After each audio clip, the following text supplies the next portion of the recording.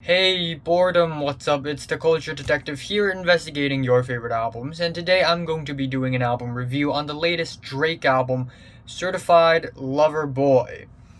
Yeah, originally I wanted to review this earlier, but obviously for the past few days I've been kinda busy, you know? A bunch of my album reviews, Drake, Lil Sims, Iron Maiden, is pushed back a little bit. I'm sorry, but here I am talking about the latest Drake album. So, Aubrey Graham, the Sixth God, Champagne Poppy, rapper, songwriter, that is if he writes his own songs, he's back, Drake. And I've never been a huge Drake fan. Prior to this album, he's been dropping one boring album after another boring mixtape, after another boring playlist thing, after another boring thing. Like, Drake has never been an artist that excite me or surprise me or anything. Anyways, there has been a lot of hype and build up to Certified Lover Boy, but mainly because Drake has been beefing with Kanye West, and within this beef, Kanye West finally released the 2 hour long anticipated album, Donda. And a lot of people would pair up Donda with essentially the polar opposite of Donda, Drake's Certified Lover Boy, with one of the worst album covers I've ever seen in a very long time, at least. And yeah, this album cover is absolute trash. It is up there with it, it's up there with Drip or Drown 2. It's fucking goofy. But anyways, Drake is back with another 1.5 hour long album, and as expected, this album is bloated. A lot of the tracks here are lackluster, mediocre, very forgettable, and frankly, boring. I was bored out of my mind listening to this album. The first, 6 songs, the first 5 songs are just totally dead boring, and the rest of the album is also kind of boring. So, moving from track to track, we have the album opener Champagne Poetry with a soulful Beatles sample, and that sort of roughly transitions into more muffled soul. Nothing that great, to be honest, even though it sounds fine. It doesn't sound bad at all. In the grander scheme of things, it's just kinda regular. It is a dramatic rap track about Drake's mindset as of late, and let's rewind time a little bit. A couple years ago, Pusha T, who's I think close friends with Kanye West at that point, has dropped a diss track against Drake. But this diss track is venomous. It is absolutely relentless and ruthless, where instead of dissing Drake like, wow, your music sucks, you're irrelevant, blah blah blah, this diss track digs even deeper and basically exposes Drake of having a secret son. Wow. So after that point, I think Scorpion was released, and Drake didn't really talk about that all that much. But now he's talking about that a lot on this album, not only with his beef with Pusha T, but also with Kanye West. And that thing is so constantly mentioned in this album, it might as well become the concept for this album. And that basically goes to show how obsessive and infatuated Drake is towards these beefs, these feuds, towards the present day, the now, and the immediate things around him. And that also goes to show how insecure Drake is. But anyways, on the album opener, Drake basically says that he's calm, he's collected, and he's secretly winning, even though he definitely is not. Then we have the track Poppy's Home with more soul samples, and we have this random Nicki Minaj appearance in this track, which is really weird.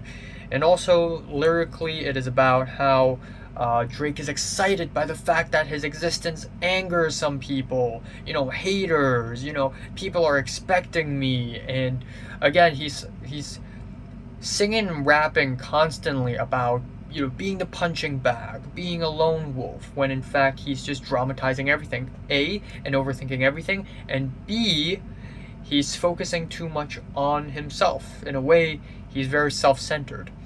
Then we have the track Girls Want Girls with a spacey, boring trap beat, and also very strange lyrics about Drake sort of talking about how a lot of girls like girls from where he's from, Toronto.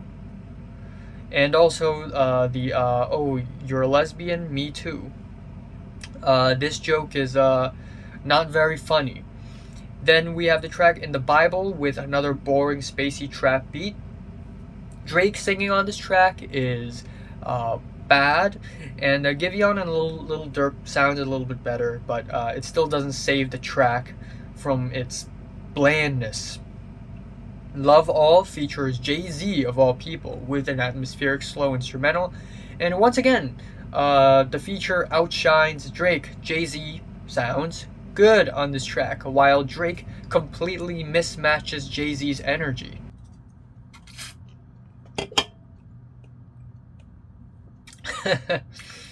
Next up, it is the track Fair Trade featuring Travis Scott, and while I don't think this track is all that great, but in comparison with the rest of the tracks on this album, this track does stand out a little bit more. I think the flow is a little bit better. There's a nice, smooth transition from one verse to another. Travis Scott is fine on this track, and while lyrically, it is about, losing friends and finding peace. I'm trading friendship, I have peace.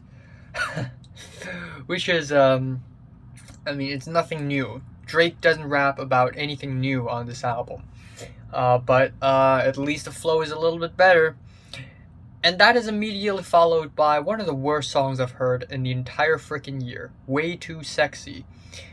And this is the only song on the album where Drake tries to make a hit, and it just turns out to be super cringy and underwritten. The song is called Way Too Sexy. I'm way too sexy, what is it? They never does it. Okay. Alright. Yeah, the whole song is just bad. And it features Future and Young Thug, and Future is pretty much the entire song, and Young Thug is pretty much nowhere to be found, other than at the very end. Next up, we have TSU, which is about a rapper trying to get her life together, financially struggling, and then suddenly, Drake shows up and supports her, gives her money, and basically leverages that for some sexual favors. Like, wow, you're gonna write about that in your own song? That's not a good look. Next up, we have also apparently there is an accidental R. Kelly credit on this track. Wow. Next up, we have the track N Too Deep, where it's sort of like a mix between a slow guitar ballad and a psych trap track. It kind of reminds me of like the guitar-oriented moments of Kids See Ghosts, but more awkward and random.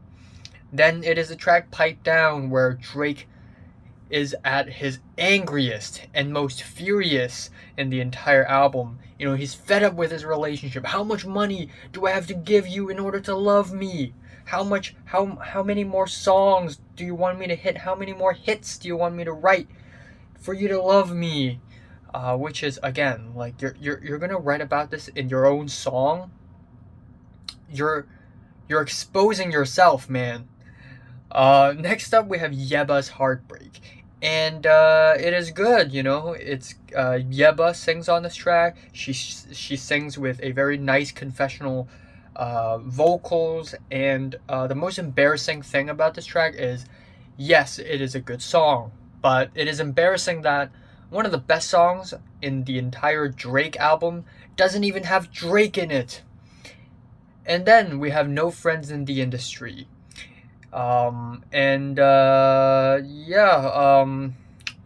It's a trap banger. Yeah, it's a trap beat, but the beat hits hard, and it's easily a standout instrumental on the entire album. But lyrically, it is Drake basically saying, "Oh, I'm such a lone wolf. I got no friends in the industry." Meanwhile, you have like 11 features on this album. So, no friends? Sure, I believe you.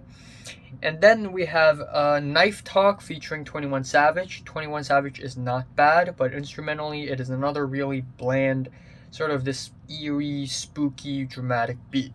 7 a.m. Unbridled Path is the Diary Drake. Basically, Drake, rapping about his thoughts, his feelings lately, like he's writing a diary entry. And this track is also kind of like a shot at Kanye West with a slow, spacey beat, and yeah, it's forgettable. Race My Mind is a Weeknd ripoff with the rushes of harps and oozing strings. It feels like a ripoff of early era Weeknd.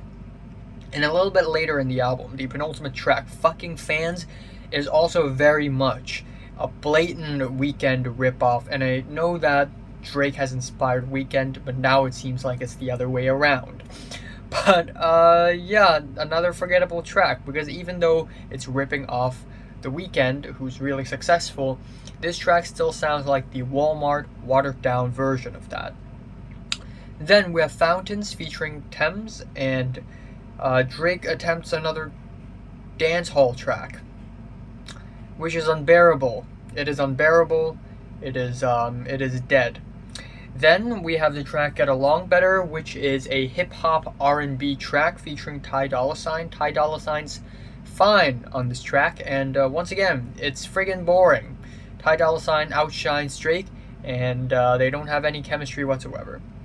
You Only Live Twice is another banger moment on the entire album with loud drums and high energy performances. I think both Lil Wayne and Rick Ross give really nice performances. Once again, outshining Drake, but at least we have the banger beat, and that's pretty nice.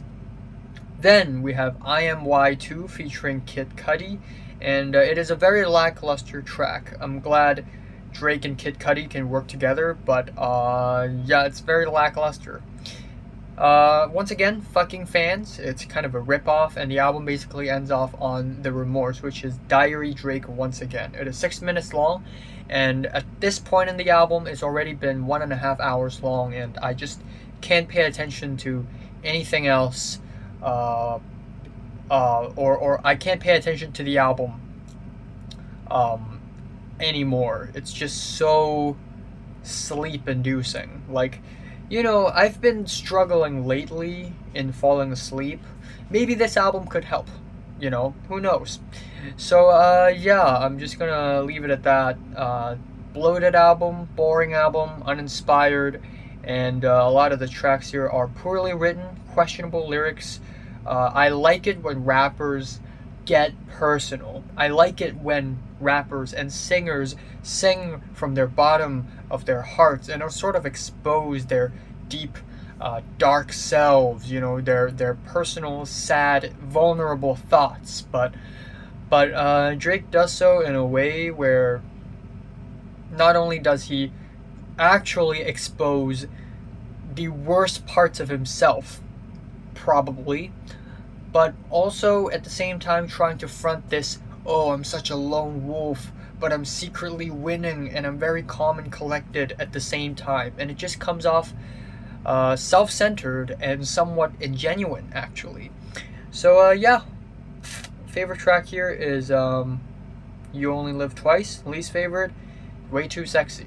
I'm giving Drake's Certified Lover Boy 3 out of 10. So, have you listened to the latest Drake album? From 1 to 10, how much you rate it? Like it, and subscribe if you want more. And thanks for watching.